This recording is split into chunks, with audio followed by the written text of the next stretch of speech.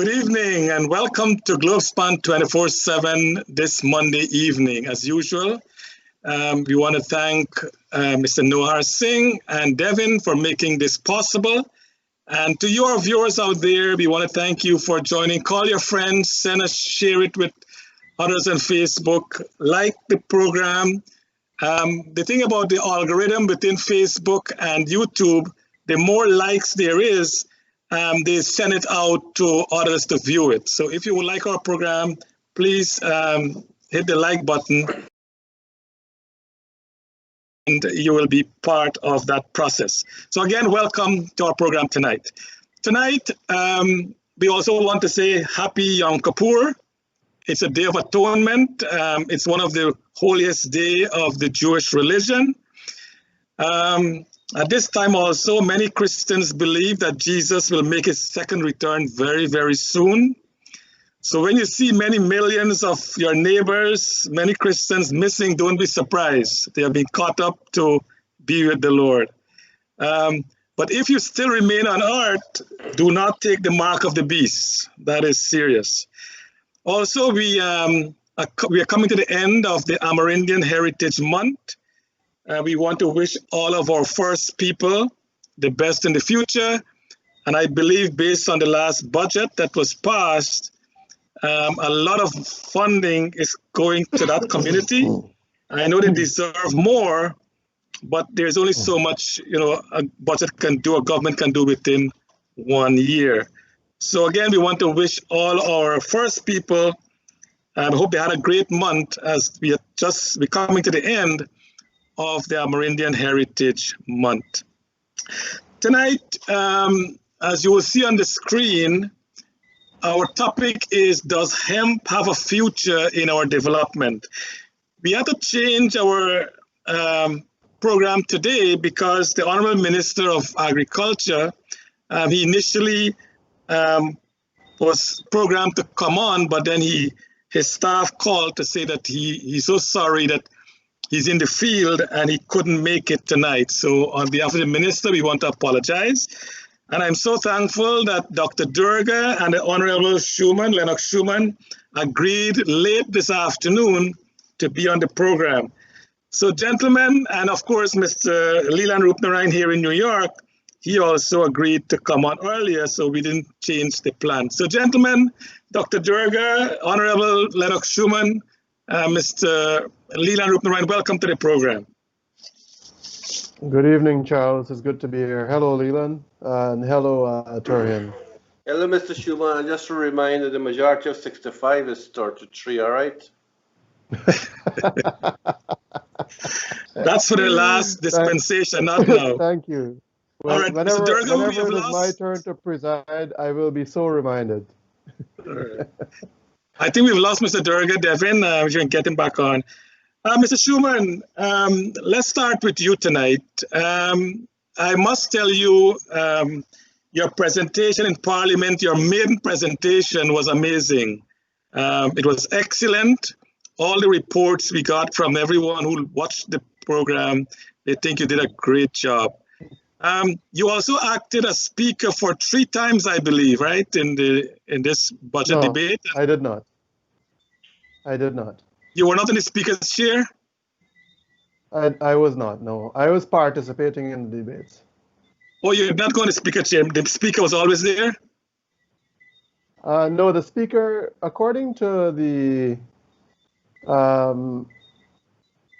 the standing orders, is that either the deputy speaker could preside if the speaker so has to take a break, or the speaker could also choose a proxy. But because I was participating in the debate, he opted to take a proxy. At least that's my estimation at this point, to permit me an opportunity to participate in the debate. Oh, okay. So my question to you, how would you describe your first month in Parliament? Well, Charles, thank you once again. Let me say thanks to Nohar and Devin, just in case I forget, and thank you to your viewers who are joining us. I have not been in Parliament for an entire month yet, but I would say that it has been very educational. It's the first first time I'm having a first-hand feel of what it is to be a parliamentarian. I'm being schooled very, very quickly and every day in not only parliamentary procedures, but in terms of what politics real is about. You know, how do people sit there and negotiate, and what are some of the political decisions that they make? How do they maneuver their points and stuff like that? I can't say that I'm learned in that field, but it is something that I'm very what I'd say is I'm learning relatively quickly, if I were to put it that way. So you wish you were a member of parliament some time ago? I mean, how is the feeling being a member of parliament? It's a bit surreal, in all honesty, because when I was, just a matter of a few years ago, I used to look at these parliamentarians with awe and how they could twist words and present their points. The fact that the people elected them and they are serving all of Guyana, I was in awe. And being part of that membership, that 65-member chambers, it's a bit surreal. I will say that much. It's a bit surreal. But I don't feel any different being in Parliament than I would being, about just walking about in the like in the public. In terms of my personal space and all of that, what I do realize though is that the public's eyes are on me quite a lot more than when I just, went about my merry way as just a regular run-of-the-mill Lennox Shuman. What I'm finding is that there's a lot more scrutiny to the things that I do and how I conduct myself, and it was not unexpected. I just have to remember. I have to be very cognizant of that fact every single day. Thank you, Mr. Durga. Mr. Rupnaran, you want to talk about Lennox first month in office? It's not quite a month yet. I think 2 more days is. Well, I can't say much about Parliament because I'm not a politician, and if I would be one, I would be a bad one. Because my whole life I've been in making stringent decisions to get things going. So I missed part of your introduction. Where are we at now? Are we talking about Parliament or? Yes. We talk about Lennox first month in Parliament. Well, Lennox made quite a statement. So I was happy to see that because it was time that people start change how we react to things, and that people understand that Guyana is a democracy and that we need to respect all our groupings in this country now. So for that, I'm very happy. I think the way Parliament was convened and the way the budget was handled, I'm really upbeat with this government. I must tell you, the budget debate finished on Friday. Saturday morning was a whole barrage of tenders, and the only thing I could see is these guys don't play. Saturday, Sunday, they work every day. That's what we need. And that's so true. And I think the Speaker did a great job in having Parliament work through the debate and, of course, the appropriation. Yes, like you said, the Minister of Agriculture was supposed to be on tonight, but he also went out in the field. So I think Dr. Ali has his team working overnight.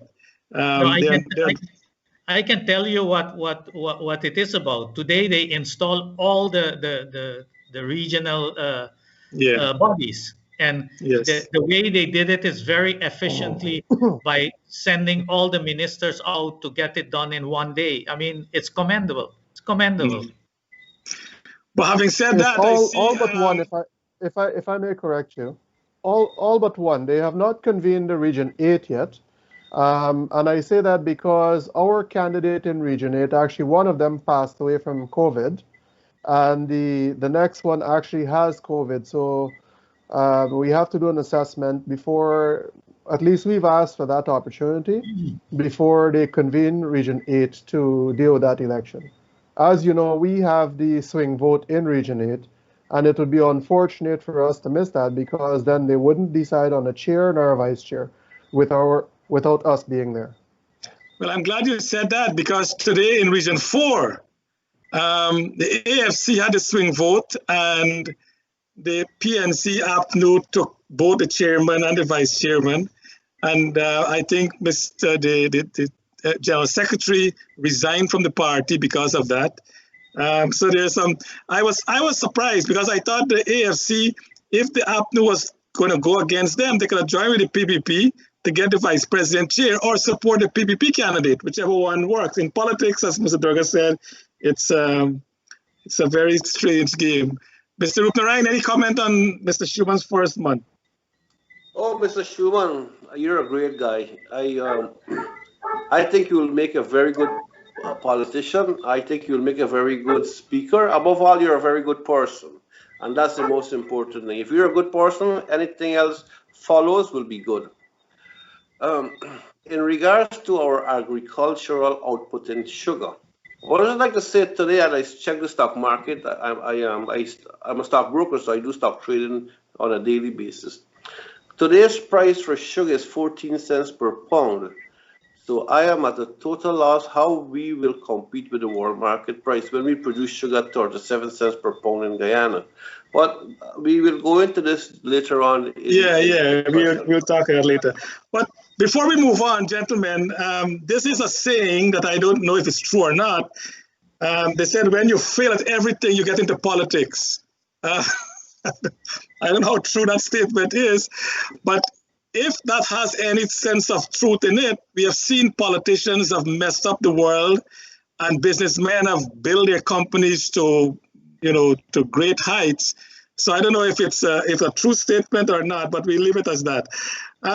Gentlemen, tonight's program, we'll talk about hemp. Does hemp in our development? And when you hear the word hemp, immediately what comes to mind is marijuana. So we said that hemp and marijuana is the same thing, but is that really so? Although both plants, Mr. Durga did a great presentation to CARICOM, and I just want to summarize what he said. Although both plants are part of the same species, hemp and marijuana have significant differences. And one of the differences is hemp can grow up to 15 feet tall. There it is on the screen. Have long stalks, grow fine when closely packed together. So they kind of socialize plant. Marijuana, on the other hand, they rarely exceed 5 feet. They have more leaves and buds, and they grow when they're more spaced out. And that's interesting that hemp seems to be, such a great product. A single crop of hemp can have more than 50,000 products. That's incredible. And this value includes, it's a base commercial crop, comes from the fact that every single part of the plant is used for some kind of premium commodity. At minimum, every single hemp plant will give you 4 to 6 premium commodities. The stalk composite, fiber and herb, CDB, biomass, hemp nuts, seed cake, seed oil. It is interesting to see some of the market for hemp. The global hemp market, according to data published by Brightfield Group, the global cannabis market estimated at $30 billion by the year 2021.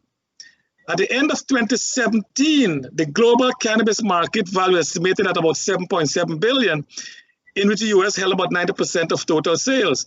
By 2021, the US is expected to account for only 57% of global cannabis sales. Meanwhile, the global market will continue to mature and is projected to grow to a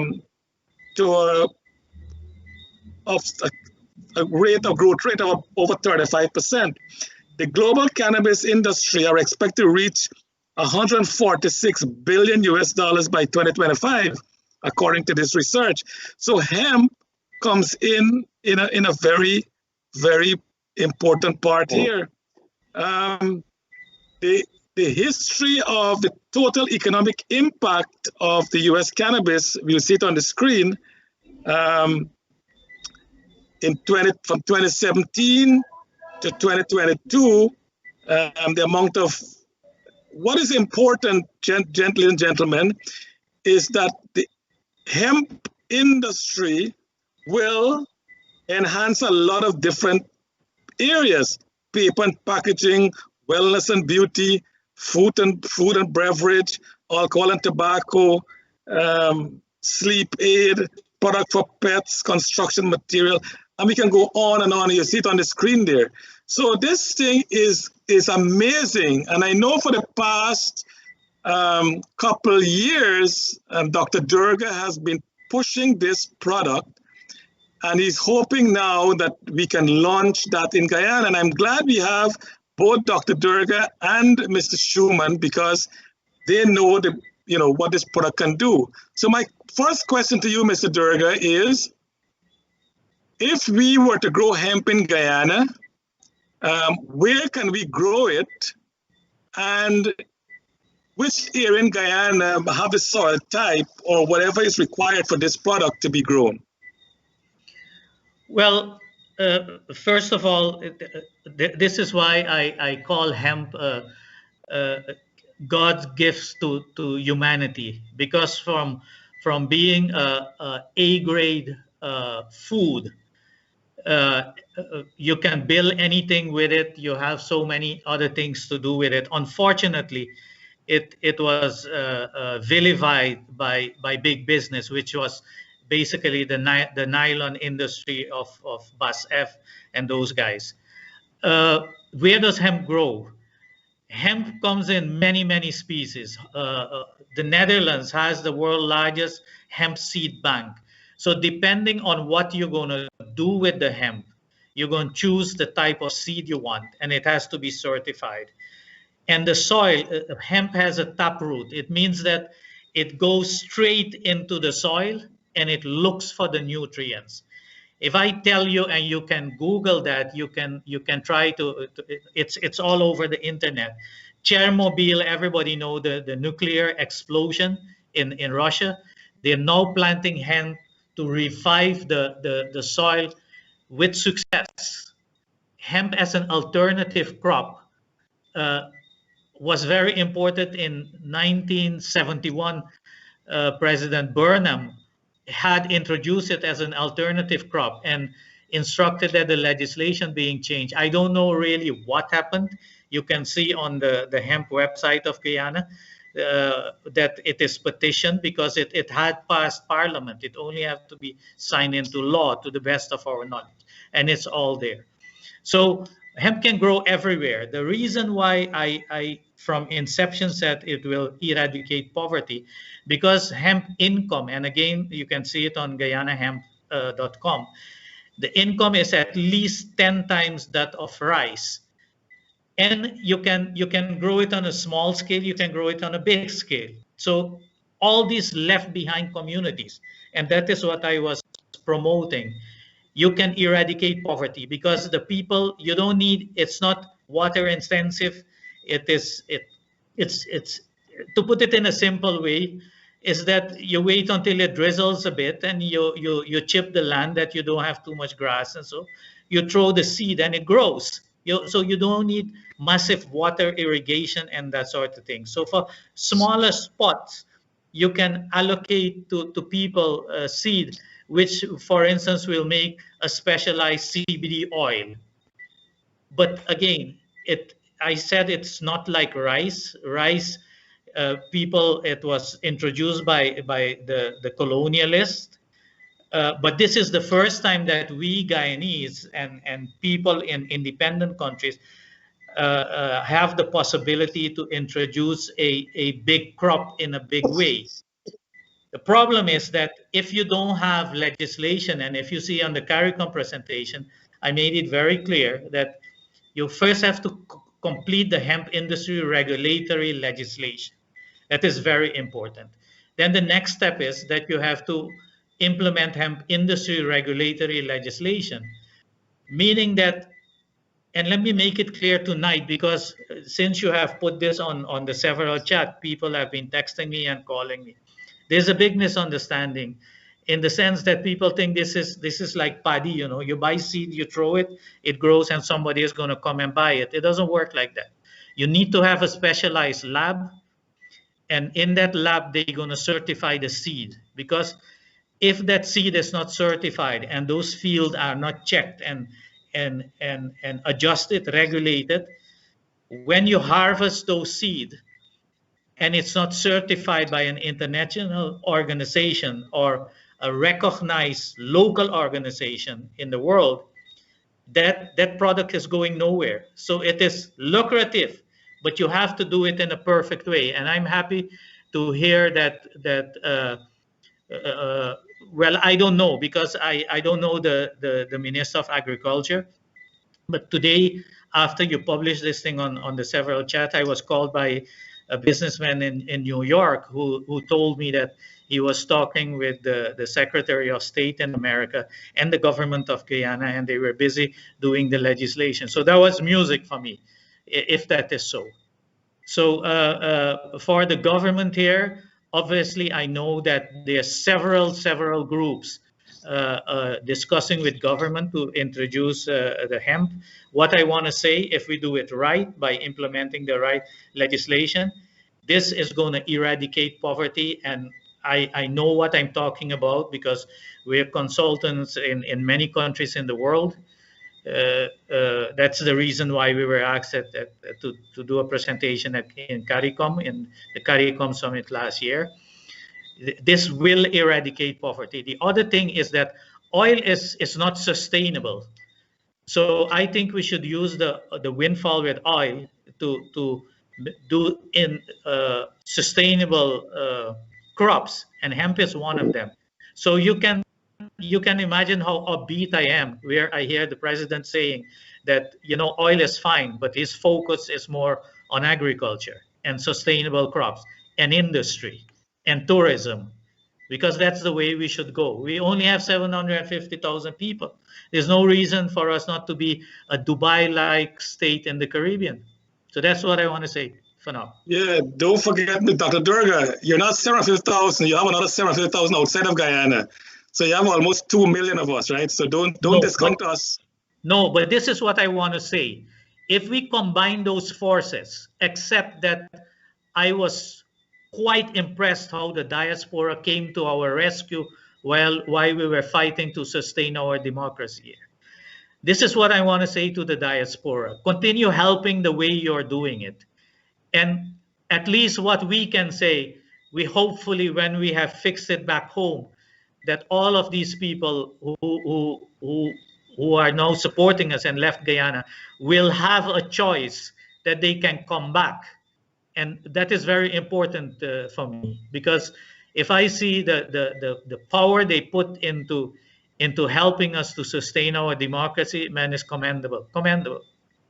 Some of our viewers and some of the comments that Devin is putting on the screen support the hemp industry, and they talk about, you know, my good friend Elizabeth saying it's very good for pain. We have Yumati saying that the hemp oil is very good for export as well.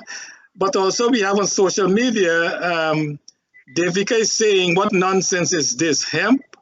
So Mr. Shuman, what will you tell Devika about hemp? Well, Lennox, can you let me go for that for just a few seconds? This person, Devika, says she works for a pharmaceutical industry. Well, let me tell you, if she works for a pharmaceutical industry and she don't know about hemp, I can't take her serious. That was what I wanted to. All right, Lennox. Yeah, Charles. Thanks, Doc. Now there are some components that Dr. Durga did not mention. I think embedded in everything that he would have said is to look at sustainability. You've said about sustainability, sustainable development. Dr. Durga also mentioned the very same thing. We all know that at some point we will have to look at carbon offset, right? We're producing oil, we're flaring millions of cubic feet of gas every day. That gas comes, we are burning it, which is about carbon footprint. And one big plus about hemp is the carbon sequestration potential. When you start to look, and let's take a different perspective here for a minute. We have to grow the housing market, and right now we're using cement, right? We have to purchase that cement from Trinidad. Cement is something that has to be mined, and every time you mine it and then you put it out in the public, like in the open, you start building your houses with it. It does not have a carbon neutral footprint per se. In fact, it costs us as a people, us as human beings, a lot more to be utilizing cement than it is to utilize boards. Now, the carbon sequestration component of hemp, when you start dealing with hempcrete, amongst other things, is that you could actually have a carbon negative economy, even though we are an oil producing nation. And to me, that is something that is massive. It works as the filter and the airbrush for the air that we breathe every single day. And we don't have to go and hunt for solutions in that, at least in the housing sector. When you look at what has happened at the what I think refurbished Timeri International Airport, they actually chinked some of those structures with hemp rope. They actually took, even though hemp is illegal in Guyana, they've actually used it in Guyana already, unbeknownst to the government, which is unfortunate that they're taking something illegal and finding a legal use for it without there being effective legislation. Uh, the potential, like Dr. Durga says, it's there. But now, do we have the political will to get it done? I think one of the things that big farmers have been very skeptical about are the potential effects of market displacement for them. When you start to produce something that threatens someone's pocket, big pharma in that sense. If you start to produce something that threatens their pocket, then obviously you're not going to like it. So we have some hurdles that we have to get by. We obviously have a lot of work to do to be able to educate people. But I look forward to the carbon sequestration component and how we could ensure that we get the carbon negative economy, even though we are a producing nation. Okay, thank you, Lennox. Mr. Rupnarayan, I know you're quiet for the entire session. You want to come in and talk about hemp? Well, for our audience here, hemp is not an innovation, it's not a new product. 50,000 years ago, the Egyptians were using hemp, and the Incas in Peru were using hemp, and they were making houses out of the hemp fiber. However, if we will switch to hemp, the salient point here is that hemp brings in a significant lot more money than traditional sugar and rice. For instance, you get an acre of rice giving you $2,000 US dollars, an acre of sugar giving you like $6,000, but an acre of hemp is worth about $20,000 based on the fiber and the CDB. That the oil that you extract. So if hemp can be grown in Guyana, that will be a great novelty. However, Guyana soil is very conducive to hemp growing too because it's mostly loam on the coastal land.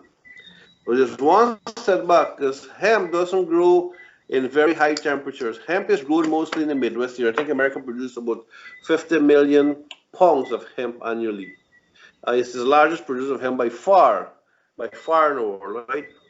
Other countries like Holland and China do produce a little bit of hemp. But for us to produce hemp in Guyana, it's a good idea, but we don't know if it will grow on that high temperature climate because hemp is even grown in the Midwest in America where temperatures go to freezing at times and they get good yield. So Mr. Durga, that's your field. You have to know whether it's viable. In the meantime, like I said, it's hard to understand how sugar that is selling for 14 cents a pound in the world market could be a sustainable, viable, profitable industry that Guyana should undertake. But sugar production costs in Guyana can be greatly reduced if we get rid of half those top-heavy management that are there collecting $1 million a month salary from Gaisuku, which is a bankrupt company. Let's start with that. We have equipment in Guyana that's totally non-operational and non-functional. But above all, the government should take its hands out of business. Government should be involved in making policy that will benefit the development of business instead of actually getting involved in business. And in this regard, I would say that we should divest these sugar estates, maybe sell them for $1 each and collect our taxes and royalty. There are many countries who would like to buy our sugar estates, and we will develop the country. We could privatize it as well. Local people can buy the sugar estates. We can have private farmers growing sugarcane to sell to the sugar estates. What a lot of Guyanese don't understand is that it takes about 12 tons of cane, 10 to 12 tons of cane to make a ton of sugar in Guyana.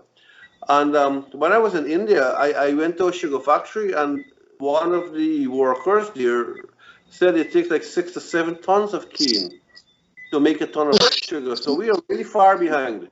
We are far behind because our cane is very, very saturated with water, because we are in the coastal land where rain falls a lot. So the cane becomes very watery. So it takes more energy to boil the water out to get sugar.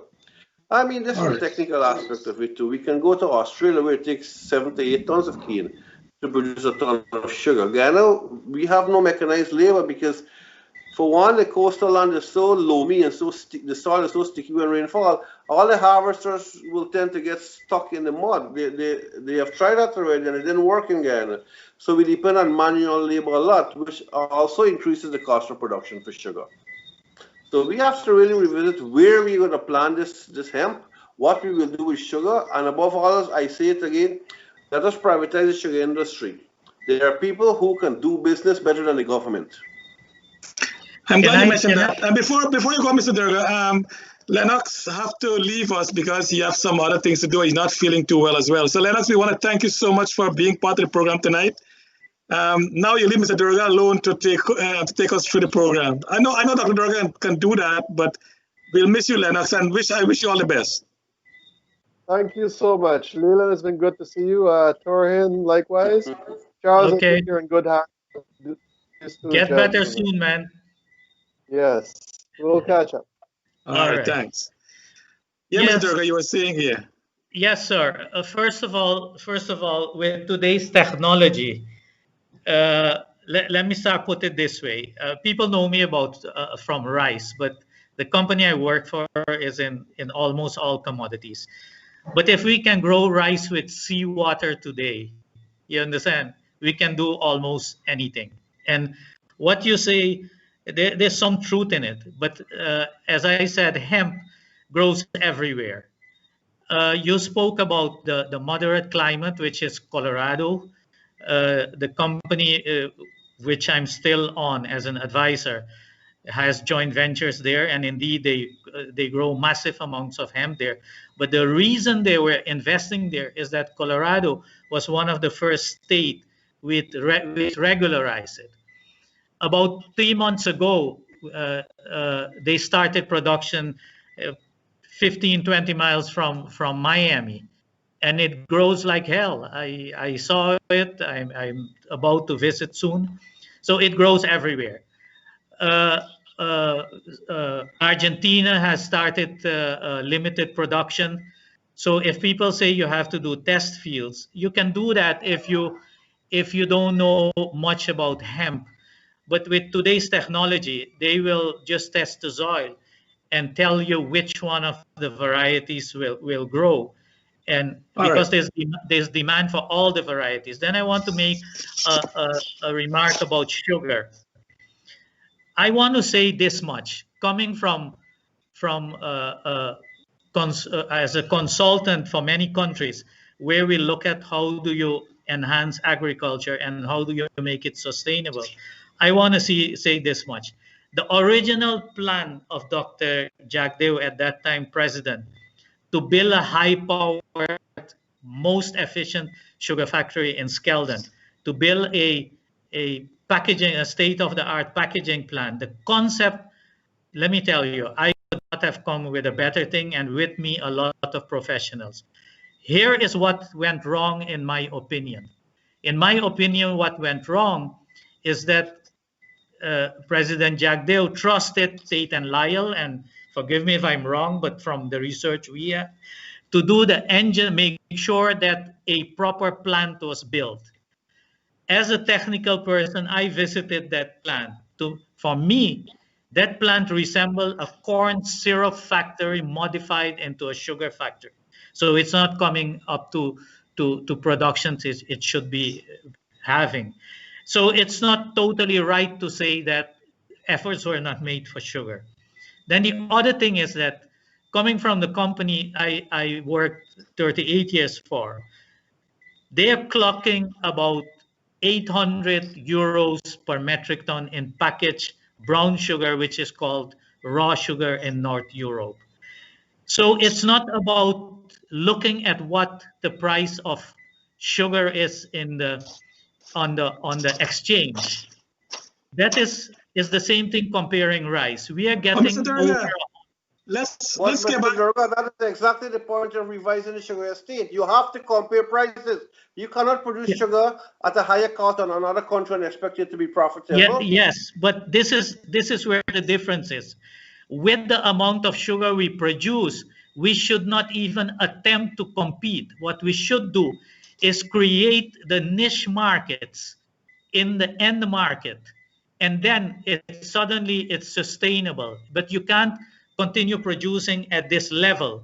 So my proposal would be, but I'm not there, is that gear down the sugar industry to a proportion where you can supply the niche market at high prices, so people livelihood become middle class. Because we don't want, as I said, we have limited amount of people, so everybody should be middle class and up.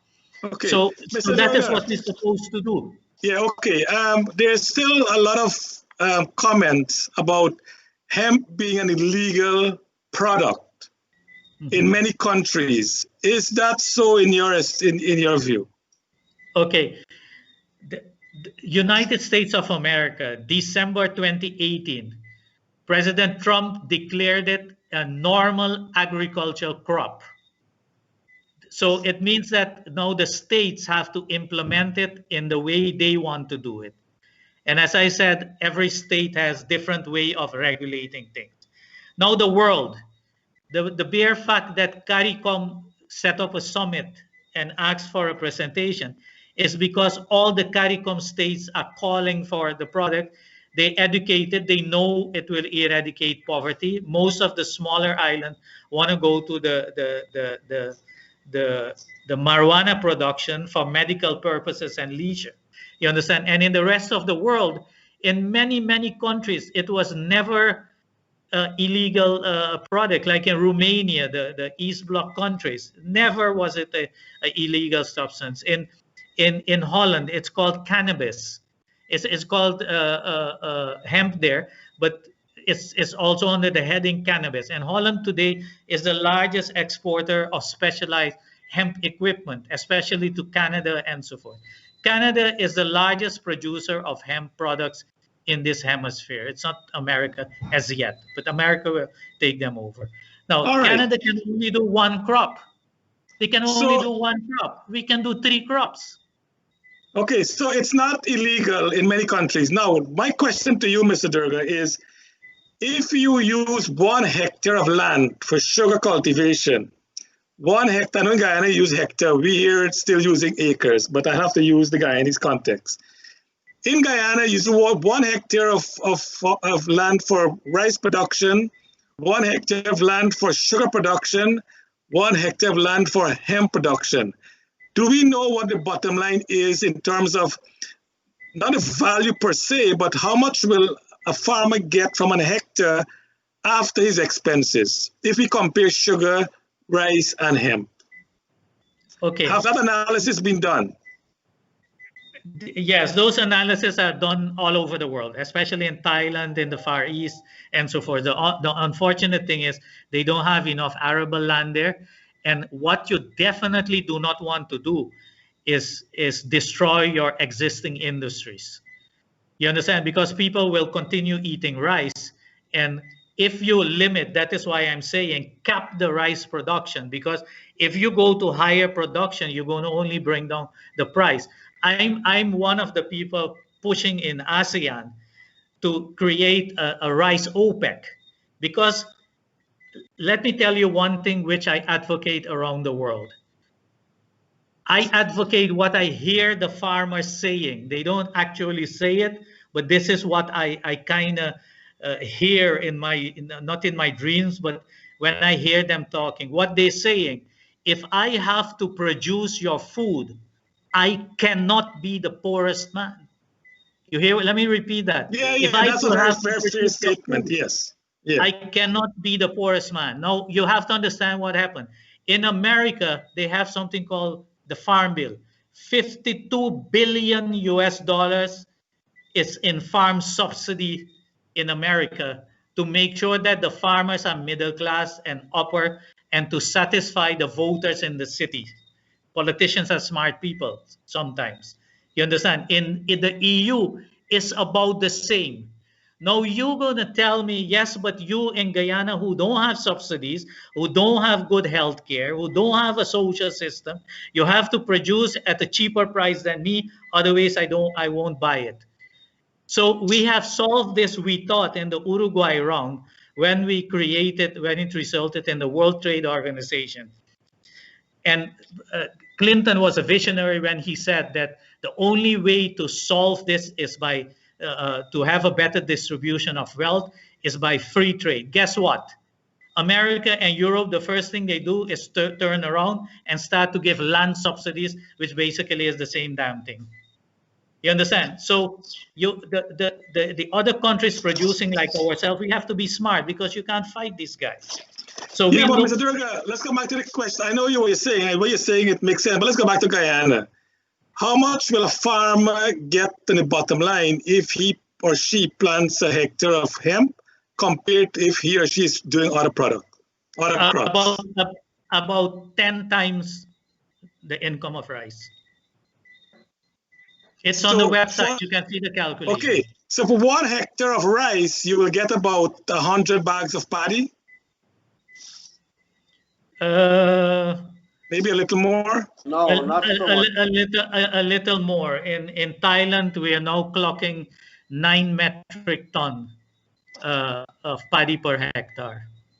And you're saying a farmer, and I see your point is well taken. You have to do an optimum production so you're not overproducing, and the market can be depressed if you have an oversupply.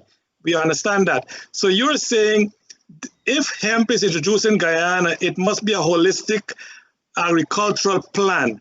Have you spoken with the government, the president or the minister of agriculture, and make this plan available to them if there's a plan? Let me put it this way. As I am encouraged how this government is operating, every time I make an attempt, these guys were so busy fixing our broken economy that I said, you know what, we must be patient to give them some time, to first rescue what we have. And based on that, I have not made an attempt to tell them anything, but I know for a fact, because of the people calling us for information, because of the Hemp Association which we are in, I know that several people are pushing the government, but hey, these guys only can work so many hours a day. So I'm sure in the very, very near future, it will be a topic. And I'm sure that Gaisuku should, or I hope and pray that Gaisuku will consider it to have it as an additional crop. The other things is that, look, if you can rotate rice, or you can plant rice and hemp side by side, you're gonna better the soil.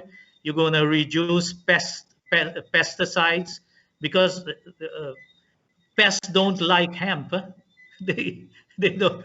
And the other fear that people say that people will start to produce marijuana. Except that I'm for producing marijuana, but marijuana today is very sophisticated. It's planted in controlled environments. And Mr. Durga, I know you're so knowledgeable in this area, but when we come back, we want to talk about Gaisuko and we want to talk about other areas of hemp.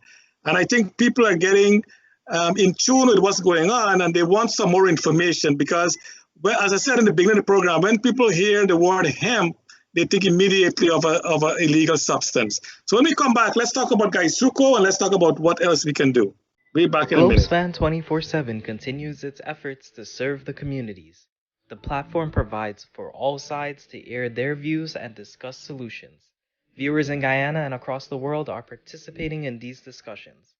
Globespan's platform offers Guyanese an opportunity to express their concerns and discuss solutions in the political realm, thereby addressing the polarized situation. Discussions also include social ills, such as alcoholism, domestic violence, suicides, and much more that have been plaguing the nation. Globespan 24x7 platform connects the diaspora and the world with Guyana. The concept is helping to shape the development of Guyana. So Globespan 24x7 needs your support to continue to serve the communities. Go to globespan247.com and pledge your support with from as little as $5, $10, $15, or $20 or any amount each month. Your support will help and go a long way to develop Globespan 24x7 as an independent platform that brings in all sides for the communities. By including all sides, we can bring long-lasting changes for all Guyanese. Log on to Globespan 24x7 today and pledge your support. Cannot travel due to COVID? Then treat yourself or your loved one with a gift. Purchase it online, then let TravelSpan Shop and Ship take care of the rest. TravelSpan is now offering a shop and ship program to Guyana and Trinidad. Cheap rates plus tracking and multiple offices in Georgetown, West Coast Demerara, and Berbice to take care of your package. Treat yourself and ship your Christmas gifts early this year. In Guyana, 227-1701, and in New York, call 347-238-2201.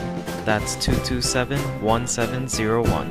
And in New York, 347-238-2201. Let TravelSpan and Globespan take care of your online shopping and shipping. Okay, welcome back to our program. We have Dr. Turin Durga. He has been pushing the hemp industry for some time. As we all know, he actually revolutionized, if that's the word I can use, the rice industry. When he came to Guyana in the late 80s, or early 90s, I'm not sure, somewhere around that area, farmers were getting like $200-300 a bag for paddy. When Mr. Durga came, the price went up to a lot more than that, 2 or 3 times more, and then eventually went up to like $3,000, $3,500, $4,000 per bag. So he has changed that industry dramatically. Now he has retired from rice. He's now a consultant. He has had world experience with marketing and different things, and he's now pushing the crop hemp.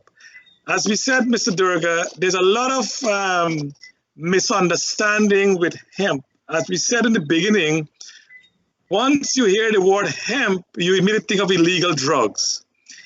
Now, that eventually, hopefully, will not be there for long because some also members who are watching, some of our audience, they're saying that the product hemp is so important in so many things. And as we showed in the clip, hemp is used for many, many, many products.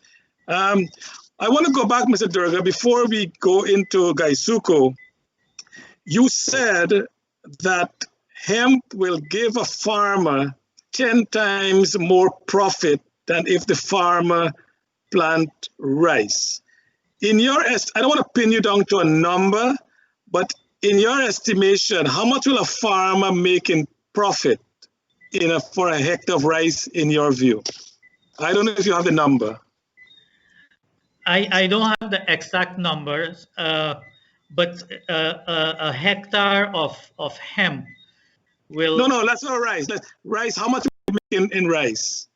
You said 10 times more. Depending on the scale you produce the rice at. Today, anybody who comes to me and say, I have 10 acres of rice, I will tell him, so you're a poor man. Yeah, because definitely. 10 acres of rice cannot sustain you. They should do a reconfiguration of the fields, as we done in the Far East, and Suriname has done that too, where they bring 4 or 5 farmers together, so they have 50 hectare, and then they say, okay, if you give this one, and they do it in a lottery to this one person, he now has 50 hectare, we'll give you 100 hectare in the new scheme. So the scale is uplifted, and then you can start producing in a sustainable way. So the income depends on what is the scale you're operating on. I got you, yeah. Okay. But on average, what's the average like? Well, I don't want to pin it to a figure because I would have to bring the economists in. And Charles, let me tell you something. You bravely said that I revolutionized the industry. I want to tell everybody it's not Turendorga, it's a company. And it's the team I put together. You know that, Charles, in the beginning, in the 90s, you were part of that team making me look good. And then you decided to go and enhance your studies. You understand? So it's not the person. It's a system, it's a team, it's teamwork. So in the case of hemp, I want to leave it at it's about 10 times more, but it's more sophisticated than people think. And this is where the government has to come in with a team of people who are knowledgeable, who will make the legislation be put in place. And we don't have to invent the wheel because in America, almost every state work on it. And in Canada, they have chewed it out. We know everything is known. So we don't have to invent the wheel. And that is why I think we can quickly do it if you put the right team together. You understand? And I'm, as I said. And that's the question Sahodra asked earlier. I'll ask the question. So my point is this, based on what you just said, if a farmer can make $10,000 from a hectare of rice, he can make $100,000 with a hectare of hemp production. Is that what you're saying? Yes, that's what I'm saying. Okay. Now, and it's documented on the website. For those who are interested, they can go to the website and they will see it. It will also take them at the state of Colorado, which also is published. And the gentleman on this chat, I see a different name on the screen, so I don't know what it says. Zeta Singh, so I don't know. That's his girlfriend. One of his girlfriend. Everything in America is published, so they can go on the websites in especially Colorado, which is very, very much developed in it, and they can see the comparisons of the income. And what's the website they can go to if they want to look at this product more?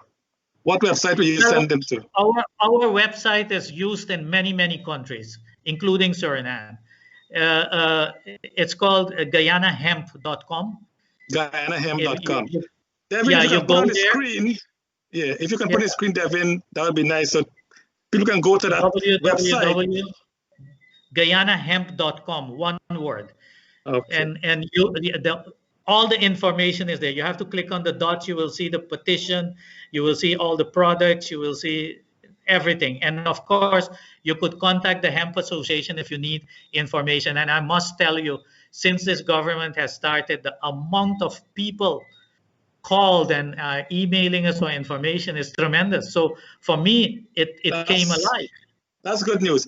Tommy's on the screen now, Dr. Durga. If you look at it, he said, what about the industrial hemp? Any thoughts? The automotive manufacturers starting to use hemp for door panels and interior parts. And having said that, Sahodra asked the question, how long would a lab, the processing take to set up, in your opinion?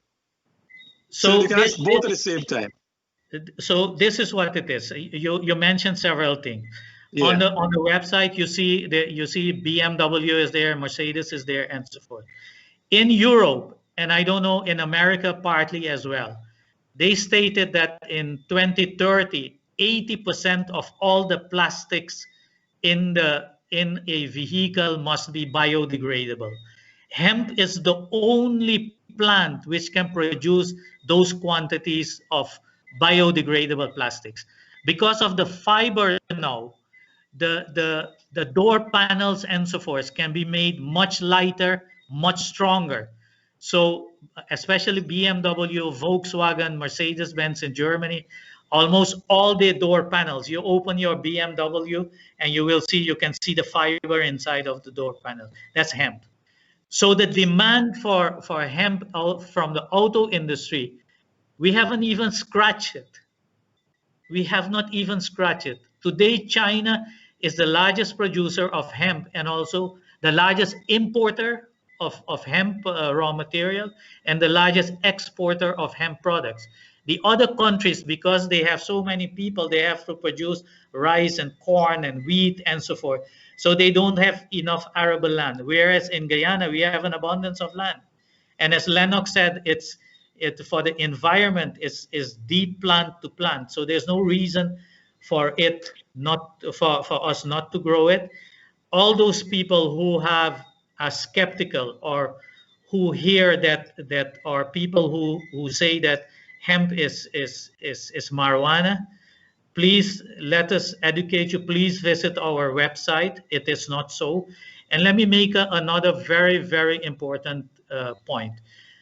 The company I work for has a cannabis division, and they have joint ventures in California where they produce medical marijuana oil. Now, if where they produce the marijuana, if anybody in a distance of 5 kilometers plant hemp, they will come and pay you not to plant it because it cross-pollinate. So hemp is self-policing. So you don't, if Guyana is not ready for medical marijuana as yet, they don't have to be afraid, because if you plant hemp, you plant marijuana in between of near to it, that marijuana is worth nothing. You understand? What year did you say that the car manufacturer will need to change their panel from plastic to a better product? They have faced it in percentage, and to the best of my knowledge, 2030, it has to be 80%. Don't forget that Mr. Ford built a complete car out of hemp, including the chassis, the engine block, and was running it on hemp diesel. Okay. And then what happened? They vilified hemp. Don't forget, during World War II, farmers were compelled to plant hemp for the rope and for that sort of thing. All right, let's get to Gaisuko, Dr. Durga. Have you spoken to Says? He's now the new CEO, as you know, of Gaisuko, and he, Wales Estate, for instance, you cannot build back that estate because it's cannibalized. Have you had a chance to have a meeting with Says to talk about this product, hopefully, at Wales Estate?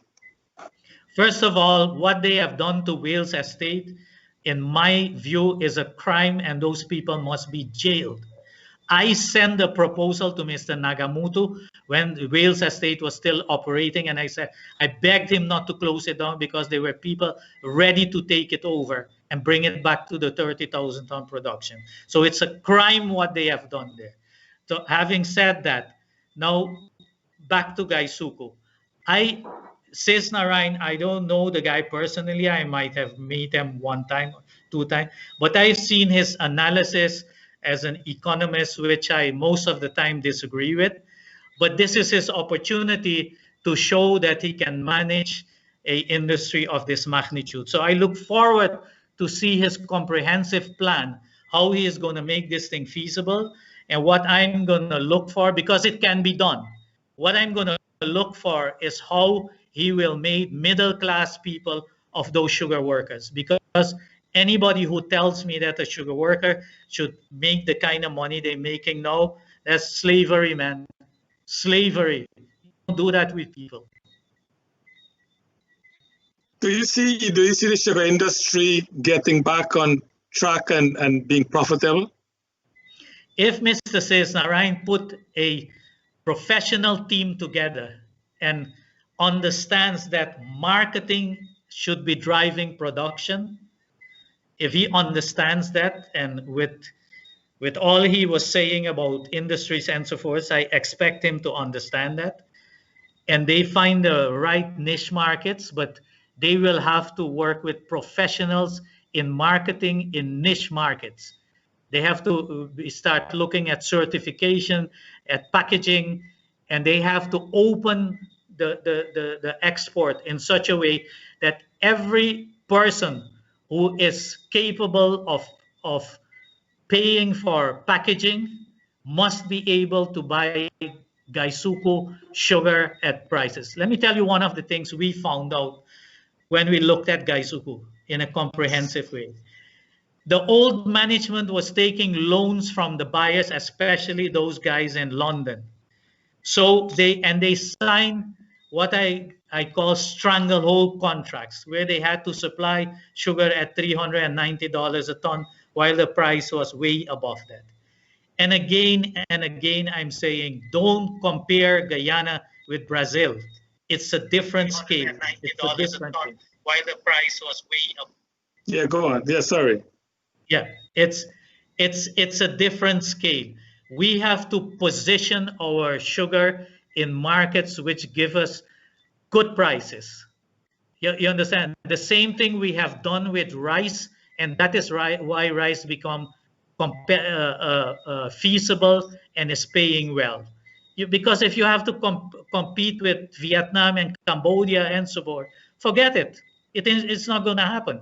But by positioning our rice in markets which pay well, you understand? You achieve things. You have to engineer the industry to a level where people can sustain themselves. I don't believe in that you must have, you must, no, let me put it in a different way. When I hear people saying, oh, the farmers must produce more tonnage per hectare and this and the other, let me tell you, for instance, in rice and what the sugar workers are doing, I have one question to those guys. What do you want now? Blood? You understand? Those people are doing their utmost, but they need guidance. They need guidance and they depend on management. So what do we have in Gaisuku? We have a management problem. We have a management problem. So I hope and I wish Mr. Sesnarayan, Well, yeah, I think understand Sis that he can fix that. I think Sis is well aware of that, and I think he's working to get that sorted out. But I know, Mr. Durga, as you said, and I'm bringing the land in a minute, when you came to Guyana with the rice sector, you saw the opportunity in the OCT route, and that was a great opportunity. No. I created the OCT route. I wrote the legislation for the Antilles. And that was a great marketing strategy. This boy Salim Nasruddin, who hosts some program sometime, he's a great marketing consultant as well. And he can, with you, with him, with other marketing experts, can really help Gaisuku to get that niche market you talk about and produce for that niche market. And I think that will bring Gaisuku to profitability in addition to some other crops, and maybe hemp is one of them. So, Mr. Rupnarayan, what do you want to talk about sugar? Well, in any crop that you produce, you have to be practical as to the world market prices, and you have to be au fait with your cost of production. And as much as Mr. Durga would like people to buy Guyana sugar, why would I buy Guyana sugar when I can get sugar for 12 cents a pound from Brazil and Colombia and Australia and India? India this year has become the world's top producer of sugar. So 30 million tons of sugar India produces. India has cheaper labor than Guyana. India has more highly concentrated sucrose content in their cane juice. And above all else, India has a lot of farmers that produce without having Indian government interference in the sugar industry. And like I said earlier, the government of Guyana should get out of business. Let the people run business. What they should do is facilitate services to the business sector, assist in finding markets for people, and development strategies so that the sugar will become very competitive in the world.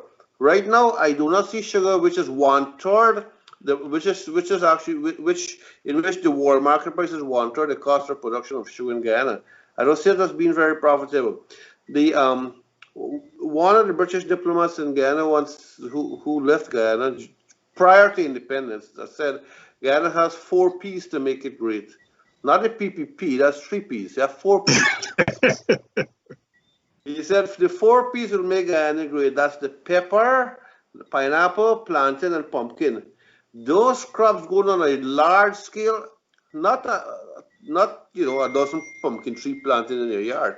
Guyana has too much of large scale farmers, and I agree with Mr. Durga, you have to conglomerate these people, aggregate the farms so that you can have larger acreage, which means your cost of unit production will be lower. Now, Last year, Guyana produced its lowest amount of sugar in 94 years, just below 100,000 tons. And when we look at our past ministers of agriculture, from 2006 to 2015, we had Robert Prasad. Under his watch, sugar production fell nearly 60,000 tons. Then Mr. Noel Holder. Under his watch, sugar production fell another 80,000 tons. So we had two disasters as Minister of Agriculture, and I'm hoping Mr. Zulfikar, who I think has a really hands-on, pragmatic approach to agriculture, will do a good job. But by and large, Guyana has a long way to go to make sugar profitable. And we have to understand something about sugar before we start talking about sugar. Sugar in 2014 was about $50 per ton. In 2014, it was $50 a ton. In 10 years from now, sugar will be $20 per ton. That's the prediction. There's a glut in the sugar market. There's an extravagance of sugar production in the world. But what many people don't understand with sugar is that sugar has been ostracized by the Western world, and it is the Western world that sets the price for sugar anyway. In fact, the Western world sets the price for our bauxite, our rice, and everything else. Sugar is linked to hypertension, blood disease, liver disease, obesity. When you buy any product, the first thing you look at, how much sugar this product contains, whether it's a bottle of soda, what you call sweet drinks, whether even tablets are said non-sugar coated. That's how much sugar is feared in this world. Sugar is a disease carrier. So when we're talking about producing sugar, we have to step real carefully here about sugar. Now, the great part about opening the sugar estates is because the sugar estates is inextricably linked to drainage and irrigation of the rural areas. When ponds have to move, you have to clear the canal, so you have good drainage there. But sugar, if you look at sugar, 200 years ago, Indians came to Guyana to produce sugar. Sugar has blood on its name. There's no other crop in this world that has caused so much bloodshed more than sugar. When you look at slavery, no, sugar and cotton as and well. indentureship. No, cotton as well. Demand for labor. But this is just a little history so that our viewers can understand that sugar has caused so much bloodshed in the world that you don't find the black people in America say who came here as slaves in the United States to pick cotton. You don't find them saying, let's go back to pick cotton, like you was looking at the Indian people in Guyana, let's go back to sugar. We can do better than sugar, right? When you look at the stock market that controls the entire world economy, it's technology driven. And in this regard, I say these sugar workers' children should go towards call centers, internet technology, computer sciences. That's what the world is looking for. Do you know that a quarter of the scientists in NASA are from India? Do you know that about a quarter of the IT technicians in Manhattan, in Wall Street, are from India? It's a technology-driven world. It's not a sugar-driven world. Good point there, Mr. Uptaran. You're well versed with the industry, and I guess you support Mr. Durga's stand that we have these. I grew up in a sugar industry. I grew up in Lenora. I was surrounded by sugar. Okay. Oh, you're a friend of the president. Okay. No, I am not. I don't even know him. Okay. Mr. Durga, what Elizabeth Ramcharan is saying, my school friend, we went to school together. She said all the islands in the Caribbean have stopped producing sugar. I thought Jamaica still produced sugar. I'm not sure. Barbados a small amount. But most of them went away as because the price went down, they went into other areas of production. And as you said, they asked you to submit a proposal to make a presentation on hemp. And I think they're looking for other areas as well. So my recommendation, Mr. Durga, is that you have a meeting with Seth Narayan Singh and have a plan of action with him. He's a very pragmatic guy. He's going to see what is best for Gaisuko. He will discuss it with his board. And of course, whoever is around him. And they will come to a good conclusion. So what do you think? Let me answer some of the question Mr. Rupnarayan has. First of all, I do understand where Mr. Rupnarayan is coming from. I guess he has lived for decades in the United States of America. So he thinks like the Americans. I would want to think so, with all due respect. Because today the world has changed. There's something called fair trade organizations. And we are clocking, or when I was the CEO of that company, we were clocking 805 euros per ton for raw sugar, which is brown sugar, cane juice sugar. What year was that? That is up to yesterday. You understand? Because we have our internal reporting, because I'm still chairman of the board, I see those reporting. So what is happening is two things: marketing and where is your marketing? Hold on, Mr. Durga, hold on 1 second. You said 800 euros per ton? 805 euros per ton. I want to ask Mr. Rupnarayan. You got to talk to Singh tomorrow morning. I'll send you his number. You need to talk to him. It gets better. I want to ask Mr. Rupnarayan to go to any of the Caribbean stores in New York, and he will see that when he converted the price in a metric ton price, it's above 700 US a ton in the United States of America. So this is where the fair trade organizations come in play, and in Europe it's far better organized than in America. So it's the way you market. How we're remarketing raw sugar? We call it raw sugar watered in the Amazon. And it comes from Belize, and when we can't get it from Belize, it comes from Tanzania or Thailand and so forth. Who cares? It's raw sugar. You follow what I'm saying? So marketing is a tremendous aspect of it. Tate and Lyle's, and I say it without any fear, takes Guyana sugar to Britain, say they refine it, but basically they clean it a bit and package it, and we buy from them at horrendous prices. So we made many attempts in during the PPP government in those days and the last government to buy Guyanese sugar. You know what the answer was? No, we have appointed distributors. And those appointed distributors come behind Gaisuku back and offering you. There's one man in New York who cut a deal with a Trinidadian company who had a quota. You understand? In Suriname, the distributor of Guyanese sugar is a market vendor. You hear what I'm telling you? That is the way Gaisuku was being run. So if they do it in a professional way, it will survive. And you have to look for niche markets and make sure that fair trade is applied. So that is what I want to say about Gaisuku. Gaisuku can be fixed in a different way. And again, I hope that Mr. Isnarayan Singh put a team together, because he can't do it alone, where he let the industry be driven by the market and market forces. And when I say market forces, it's market forces, not the exchange. We have a desk in Manhattan. I know what's going on there. If you call Copasuca from Brazil and you want to buy 100,000 tons of sugar or 50 tons of sugar, they send you to the trading desk in Manhattan.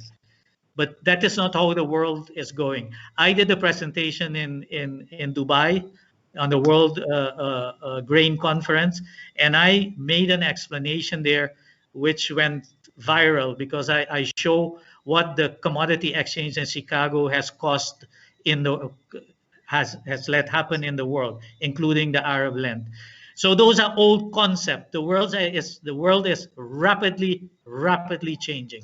You understand? And if Guyana think out of the box, we will get there. We cannot let go the crops we have. People will continue using sugar in lesser quantities. Anything you use excessive is bad. Alcohol consumption is bad. But I drink a drink or two every day, and I'm not an alcoholic. You understand? Okay, Mr. Durga. When we come back, we want to talk about a holistic view in agriculture, and I'm hoping that we might have the minister next week, and next month, on Wednesday, Thursday, start Agriculture Month in October.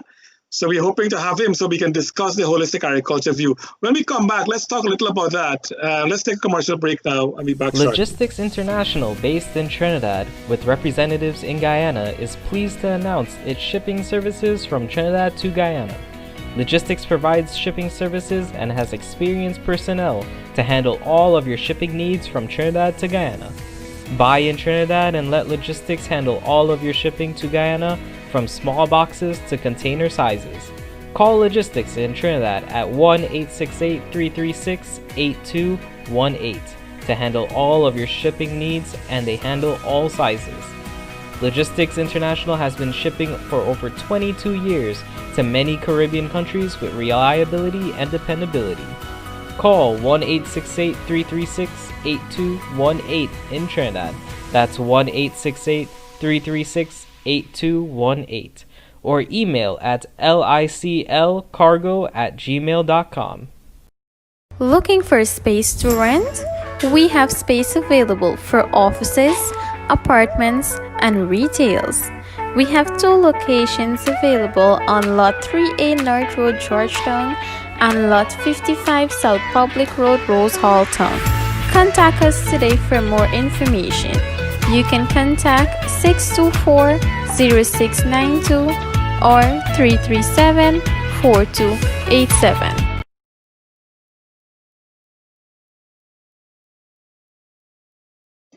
We are back live. All right, thank you. We're having a great discussion here on Globespan. Again, we want to thank Dr. Durin Durga, Mr. Leland Rupnarain.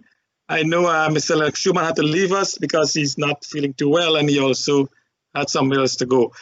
Gentlemen, we have spoken of hemp, and we're saying that hemp production can be a product that can take our farmers out of poverty and make them put them middle class. We spoke of sugar. We think that sugar, our marketing strategy is missing in the mix. And I've actually texted Mr. Sesnarain Singh to ask him to call Mr. Durin Durga so we can talk about the marketing. I know Salim Nasrin also sent a comment to Mr. Singh to ask him to look at the marketing plan. But marketing is important.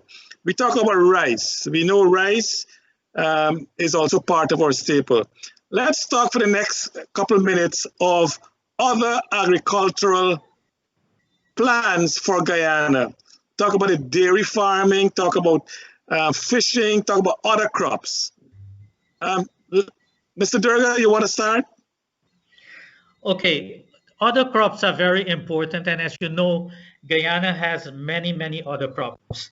First of all, anytime you want to export, you need international certification. So I would want to see Guyana sets up a certification bureau, which can, if I bring a truckload of pumpkins, they do what they have to do and certify it. Because people like me, we trade documents.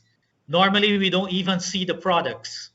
You understand? So certification is the foremost important thing when you talk about other crops. Now, we have to specify... And reliability as well, right?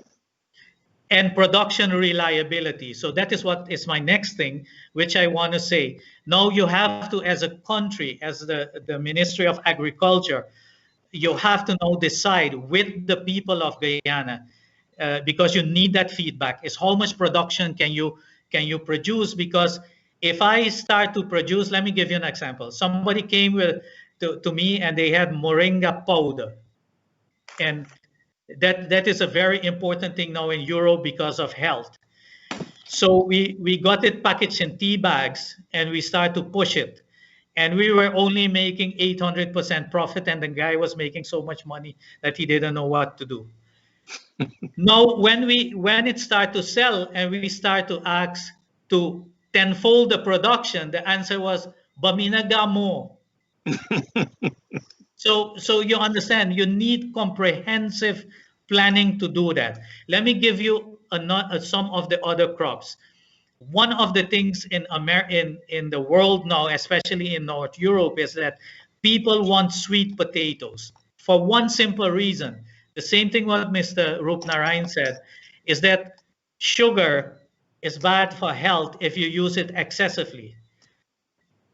But potatoes, it's high up in the glycemic index scale. That is the conversion factor of starch into blood sugars. Sweet potato is a fraction of that. So what is happening? In North Europe, people start to eat more and more sweet potatoes. In Guyana, I was amazed. I talked with the vendors and they said, Mina understand why other people now want sweet potato and we can't get enough. What is the matter? If you research it, you will see the United States of America is today the largest exporter of sweet potatoes. We have an advantage. Our sweet potatoes have a better taste. So it's one of the things you can market as an alternate, as another crop. So you need take another set of farmers and you do it. But they need guidance, they need certification. You need NARI to step up to the plate and produce the seeds or whatever they need, the stalks to do it. Cassava is another thing.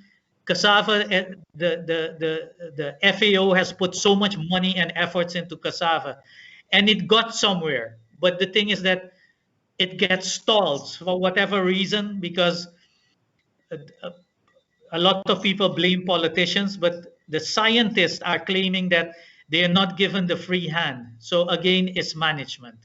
Because when you look at cassava can be a fantastic product, but don't go into making cassava powder and so forth.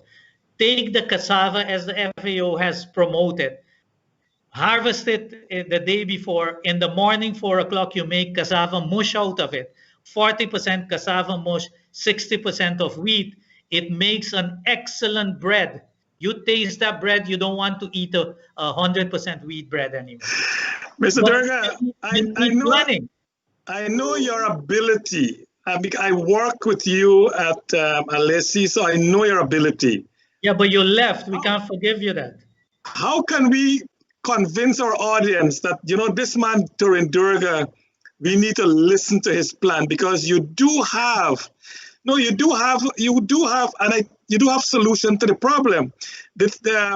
And what I'm glad about is that you're getting on with the government administration.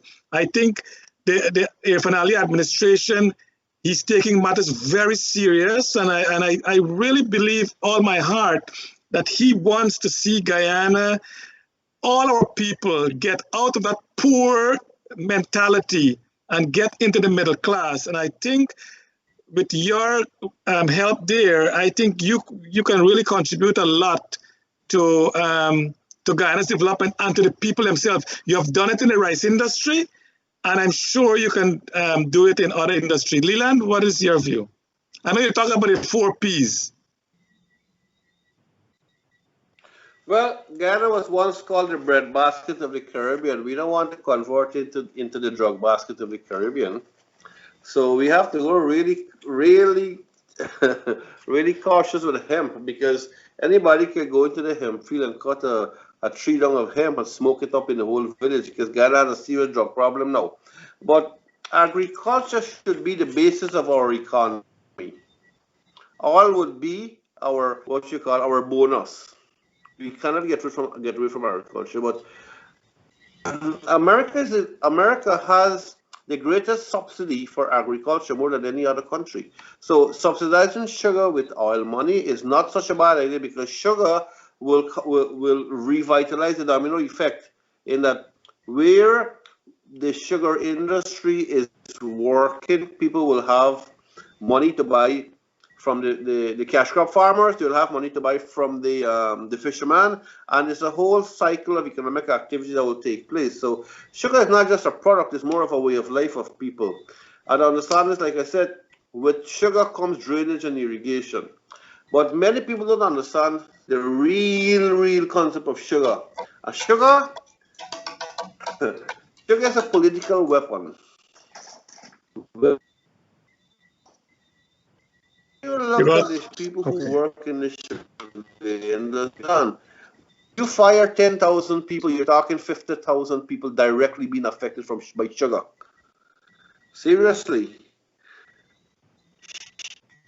Sugar, what could I say? Sugar is a sugar is a PPP stronghold.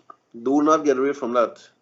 And that is exactly why the coalition lost the government. You can't fire 4,000 sugar workers and expect them and their families to support you. So sugar has a lot of cultural connotations and political connotations. I just mentioned the political one. The cultural one is sugar has become a way of life for people, because when you look at the psychology of the British, when they established the sugar industry, they gave loans to the simplest of people, the cane cutters, right up to management. You know why? Because loan is the way of keeping you in the sugar industry. That's the good part of it and the bad part. They kept you in the sugar industry because you have to continue pay your loan, therefore you have to continue working in the sugar industry. And wherever there's a pay office in Guyana, this is the psychological part now. Look at Guyana, look at where the pay offices are. The pay offices are set up in a way that when you walk from the pay office, within 3-4 minutes, there's a rum shop. Look at it. Wherever there's a pay office in Guyana, there are several rum shops. So sugar has become a cultural identity for people too in the rural areas. We can change that now by direct deposit, and so the wife can go to the market and shop rather than the husband go and collect the money. In closing, Leland, what do you want to suggest in our way forward? The way forward? The way forward is that Guyana should diversify its land mass. Guyana, for one, has 83,000 square miles as compared to Sri Lanka that has 65,000 square miles. Sri Lanka has 20 million people. Guyana has 750,000 people. I don't see why Guyanese can't get a free house lot. Let's start with that. I don't see why sugar workers cannot get direct deposit, like you say, instead of going to the pay office, collecting their money, and go straight into the rum shop. That's a norm in sugar industry, in sugar industry areas. Secondly, like I said, it will do good for the drainage system. The political weapon, being sugar workers, being of one particular ethnic group, would always be gravitating towards a particular party. That's a fact of life you have to live with. I'm not saying it's good, I'm not saying it's bad, but that's what sugar is. It's a political weapon. Sugar can be subsidized because it will create a whole different offshoot rather than having it ostracized as a deadly weapon, because like I indicated of the diseases that sugar carry. Sugar has a lot of benefits in terms of having the community working in cohesion because of drainage, irrigation, and the domino effect of the economic activities in the country. And in conclusion, I would like to say this. If Guyana has to produce sugar profitable, they need to use solar dehydration, because we know when you leave cane in the sun, the canes dry up. That's a significant part of getting rid of excess water to make sugar. And dehydration has a benefit. It uses less energy, so we have to import less oil. Secondly, the culture of sugar has to change, because we don't think sugar should be there for people to cut cane, rum shop, and this whole set of what you call negative colors associated with sugar, cost down the neighbor and so on. Sugar has to be something more modern. People have to think modern. And in the last program, I said this. If we have leaders who think like third world, we will be steeped in third world mentality. If we have leaders who think progressively, they can take Guyana forward into a very modern era. I indicated that the children of cane cutters are the future. The present cane cutters can help their children with sound education so they can take their place not only in the sugar industry, but by and large, entire public sector, private sector, technology sector. They can be university graduates, not because my father was a cane cutter, bound to the sugar estate makes me a bon coolie. Hell no. I can do better than that. No, well said, Leland. And I'm telling you this, I was studying in Trinidad in 1980. And the cane cutters in Trinidad used to drive their car to go to the cane fields. and cut the cane, and then they go back home. I think Guyana SACE will have to look at this. This burning of cane before harvesting is an environmental problem as well. So we got to look and see how we can reap our cane without having to burn it first. And that can also result in more sugar to the cane. Mr. Durga, in closing, do we need to subsidize sugar, or based on what you're saying, sugar can be sold for substantially more than what we're getting now? Okay, first of all, I want to correct a few things. So as Mr. Roopnarayan said, Mr. Roopnarayan, after all we have explained about hemp, I have the feeling you still think that hemp is ganja. It is not. You can smoke a whole bag of hemp and you will not get high. You might get a severe headache. So please, if you want to research it a little more, that would be a good thing. What was the next question? Oh yeah, Charles, you said that I should advise and so forth. I'm getting older, and what I'm doing now is in this last part of my life, I'm trying to get as much young entrepreneurs at work, and with great success. I see these groupings putting up projects. I have taught them how they can, with Guyanese collateral, the same thing Exxon is doing, using Guyana collateral, the oil, sourcing all this money. And the only people who don't make money off it is Guyanese. So now for the first time, these young Guyanese know how to mobilize their assets, which is Guyanese oil, and get loans, and they manage to do that. The other thing is that the banking sector is telling people that we don't have a credit rating, so how will we loan money to Guyana? That's gross nonsense. When you have world-class oil and of world-class quantities, you have a AAA credit rating, and it shows. Look in Georgetown, every turn you make, a new building goes up. So Dr. Ali and Dr. Barajagdev have it at the right end, and they will make it happen. So for me, Guyana is on the right track if they put the best team together to get it done, and I have no reason that is not happening at this time. So Charles, it's time for you to come back. You're not thinking of going back to Suriname, right? You're staying in Guyana. No, I'm dual citizen. I'm half Surinamese, half Guyanese, so I'm privileged. So that is why I can't afford that these countries have disagreement, because I will get caught in the crossfire. And on a serious note, I think a lot of us is planning to come back to Guyana. And I know you have a lot of projects in the pipeline as well. We have submitted a proposal to the president and to the vice president and to the prime minister. And I hope that they can look at it, in their overall plan, so we can come back there. Because I believe that there are a lot of Guyanese overseas who are really struggling. Thank God, I might be struggling too. I lecture in college. I have my accounting practice, the family work. So we're okay.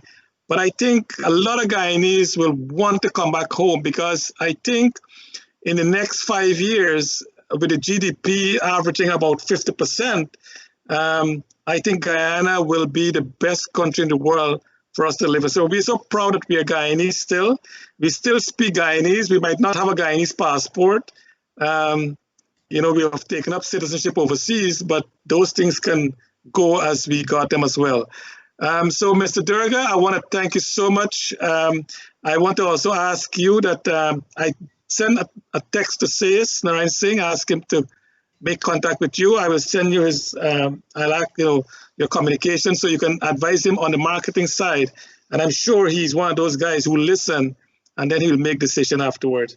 We hope next week we'll have the Minister of Agriculture as we start Agriculture Month, so we can discuss the holistic view of agriculture. And I really believe unless we get big farming areas where, as you said, farmers produce a substantial amount that they can get out of this small 3 acres and 5 acres and 10 acres you talk about. They need to get into more productive use, maybe in a corporation format or whatever format it takes. But our people must come out of poverty. And I think Dr. Ali's strategy is in the right direction, and I hope that all Guyanese will work with him to ensure that we have that going. So Dr. Durga, I want to thank you again for being with us tonight, spending the entire period. Mr. Rupnarayan, Leland, thank you so much for being with us. Mr. Leland Shuman had to leave, but we want to thank our viewers for staying with us. We want to thank again Nohar Singh and Devin for making this possible. And until we meet again, God bless you all and God bless our great country of Guyana. Thank you, gentlemen.